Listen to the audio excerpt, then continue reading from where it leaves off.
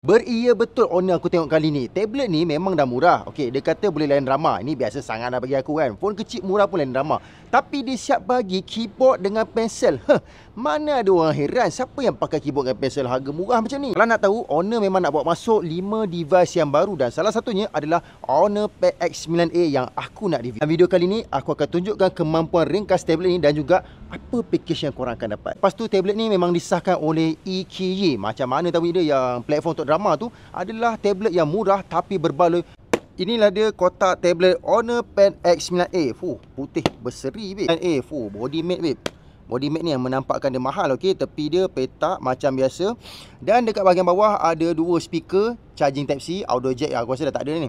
Okey, body tepi ni pun petak cantik. Atas speaker lagi, mungkin ada 8. Owner suka bagi 8 kan.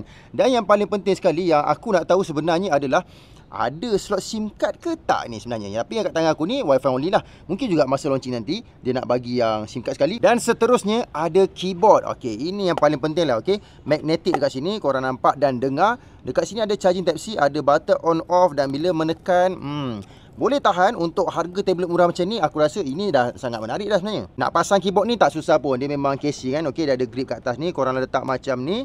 Okey, letak. Okey, dah selesai dah. Dah selesai. Kalau nak tutup, selamatkan tablet ni daripada cala, jadi macam ni.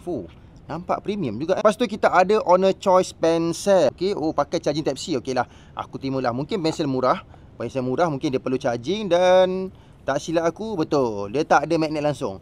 Dia tak ada magnet, maksud dia tak charging saja wireless lah. Sebab tu dia charging menggunakan type C. Ni dia bagi tambahan ni mata pensel kot. Lepas tu ada lagi satu benda yang aku nampak. Okey, ni ada 3M untuk double tip pasal aku. Dan okey, aku rasa aku dah boleh bayang dah. Sebenarnya letakkan pensel ni dalam ni dan juga dia punya casing ni dan body ni macam aku cakap tadi, dia tak ada magnetic jadi mungkin macam ni kot.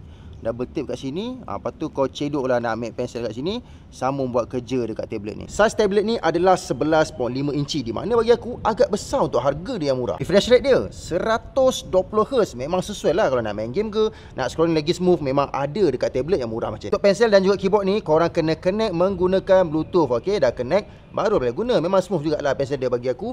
Keyboard pun sedap nak menaik. Bagi aku ini yang paling penting, eye comfort dan juga sleep untuk jaga mata korang. Yelah, nak payung sikit kan, ada game-game berat kat dalam ni. Bukan kata main game je, Honor dokumen pun ada juga. Jadi macam biasalah. Korang dah tengok tablet, dah tengok keyboard, dah tengok pensel. Apa yang korang belum tengok?